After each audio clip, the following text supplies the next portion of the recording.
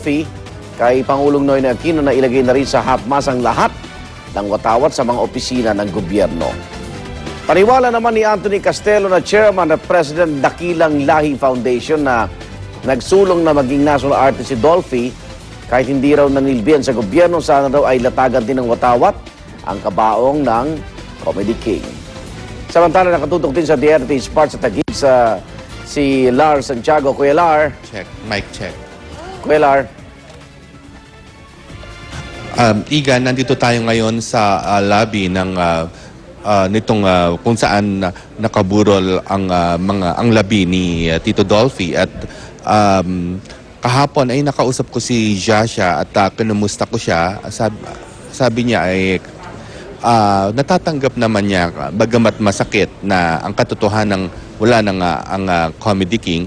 Natatanggap naman daw niya dahil alam niya kung gaano kahirap din ang pinagdadaanan nito habang siya ay nasa ICU. At tinanong ko nga sa kanya, sabi ko saan ba talaga ililibing? Kasi nga si Tito Dolphy meron siyang musileo sa Loyola Memorial Park sa Marikina. Pero ang sabi ni Shasha ay dito raw siya ililibing sa Heritage at nabilid na raw nila itong lote na ito nung pang mga 11 months ago at kaya napagpasyahan nilang dito na ilibing at kahit paano ay maayos naman daw sila ang kanilang mga anak ni Dolphy na sina Zia at Nicole ay maayos din bagaman at parehong nagdadalamhati at parehong siyempre masakit pa rin sa kanila na nawala ang kanilang ama. At kaya nagpasalamat nga tayo kay Jasha na pinagbigyan niya ang ating tawag. Bagamat hindi pa siya nakakapagpa-interview sa harap ng camera, sinabi niya sa atin na kapag handa na siya ay pasasabihan tayo para siya naman ang magpaunlak ng panayam sa atin. Igan? No.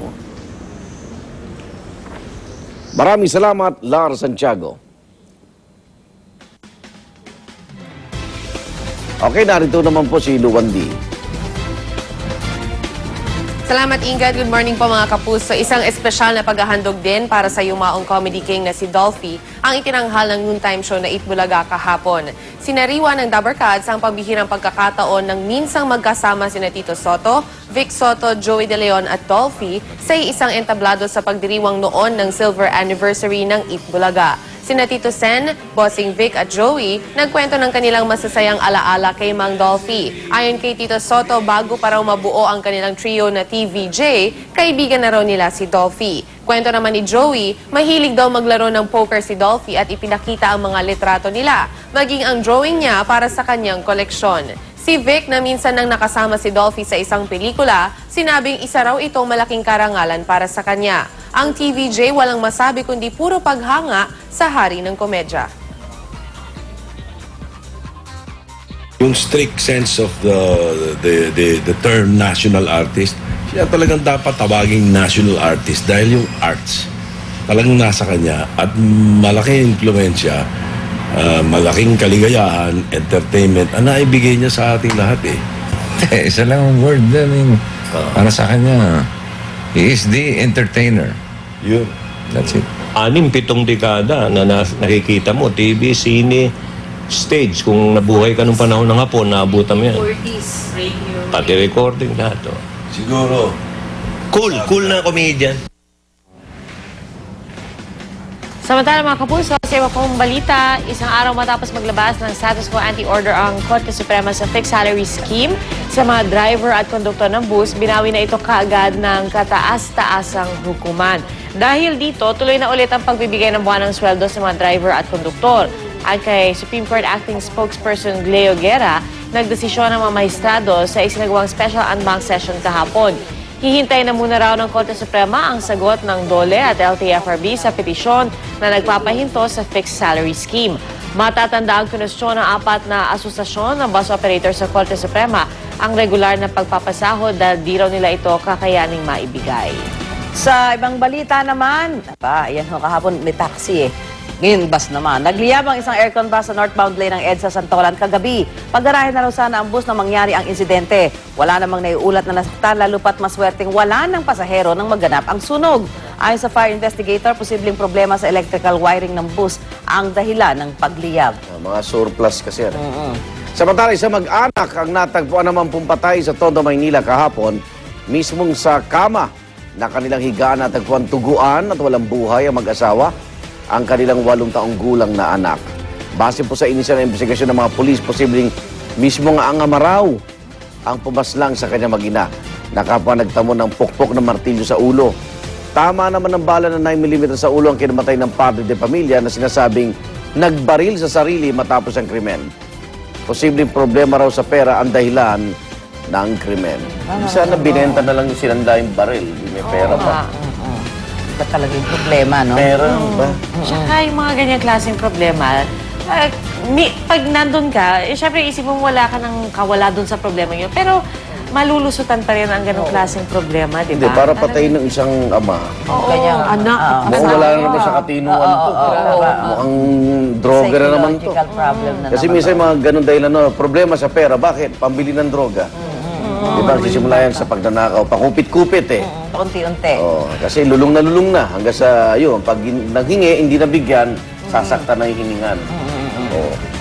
Kaya doon sa mga nanonood, pag medyo may problema sa droga, mahal sa buhay, eh, ipagbigay natin alam agad sa otoridad, baka pwede naman parehab yun. Parehab, oh. Huwag nyo na Baka sabihin na dapat. kayo kasi may psychological effect din yun na paglalaman niyang kamag-anak niya yung nagparehab. Di ba? Oh. Mahirap Kaya parang sa lately barangay, kasi, oo, napapansin ko yung mga crimes laging against your own family member. Lagi. Di ba this whole week, parang, ay nag-abort ng sarili niyang anak. Di ba? Kaya pera din daw. Pera din daw, nanay na sinaksak yung kanyang anak. Parang ano nangyayari dun sa basic unit ng ating society, which is the family. Di ba? Dapat yung pagtuunan siguro ng pansin. Parang ibang-iba na yung relationship pa ng mga magulang sa kanilang mga anak. Kaya ano daw yan Sobrang bigat na ng Kailangan problema. medyo ano ka sa mga kasama mo sa bahay eh. Yung, tingnan mo, sensitive ka. sensitive ka. Meron kang naka-red alert ka sa nila, mga kinikilos na kakaiba. Tama. Para matulungan mo rin sila, no? Kasi parang minsan naman yung mga ganyan, kung naagapan, di ba? Baka naman na nabigyan ng tulong at hindi na sana umabot o humantong sa ganito pa. Gaya nito, di ba? Although, syempre, tuloy pa naman yung, yung investigation niya. Kung ano talaga, di ba? Kung talagang... Bata, 8 years old lang yung bata. Walang kalaban Yeah, pag wala ka na sa katinuan ng isip, wala nang doesn't matter kung anong edad yan, eh, di ba? O sa bagay. Iba natingin yan, hayop na. Oo nga, parang gano'n. Usually mga in-interview yung hindi nagpapakamatay na tingin niya baboy, o kaya kaaway. Oo, sabihin niya parang... Tapos yung mga kaso pala ng maraming saksak. Ako hindi na pala alam na nakakarami na Wala sila na ng sa saksak. katinuan. Kung ano ka na, yung parang wala ka na kasi sa sarili mo eh, di ba? Kasi ang pinakamasakit yung unang saksak. Yung mga sumunod parang hindi na raw Wala na na. ano yun eh. Hindi nararamdaman. Samantala, balik-balita po tayo muna sa Comedy King. Bukod sa hilig niya sa pagpapatawa, ito pa ang isang hilig ng Comedy King, Dolphy. Kung siya'y nabubuhay pa ang masasarap na pagkain. At isa sa mga paborito niyang hangout, isang restaurant sa Malate, Maynila. Kaya yan pinuntahan ngayong umaga ni na Drew at Monica at Arn para sa atin. At balita ko meron para isang pagkain doon na ipinangalan para sa Hari ng Komedya. Good morning, Drew, Monica at Arn. Pa-order ng Dolphy. Order na. Isang Dolphy nga. Isang Dolphy nga. Good morning, Sue. Good morning, guys, dyan sa Unang Hirit. Good morning sa lahat ng nanonood ng Unang Hirit ngayon. Nandito po tayo ngayon sa Adriatico Street sa Malate, Manila dahil sinasabi nga nila, ito yung isa mga paboritong restaurant na pinupuntahan ni Mang Dolphy. Correct. Alam mo, it's really a very sad news na nalaman natin na pumanaw na nga ang Hari ng Komedya, partner. Pero it's also a time, I guess, para malaman natin kung ano nga ba yung mga paborito niya puntahan. At ito na nga yung isa doon, partner. So, pasukin na natin. Okay. Now, nag-uusapan natin ay ang restaurant na Bistro Remedios. Correct. At yan nga, nasa harapan natin. Yan yung mga paborito po. Different food. Yung different foods, usually in-order daw ni Mang Dolphy. At itong hinahawakan kong upuan daw, ito daw yung usually favorite place Spot niya. in the house. Kumbaga, Aba. in this restaurant. At bago daw siya umuwi galing from taping. From taping, from dadaan daw work. siya dito palagi yun.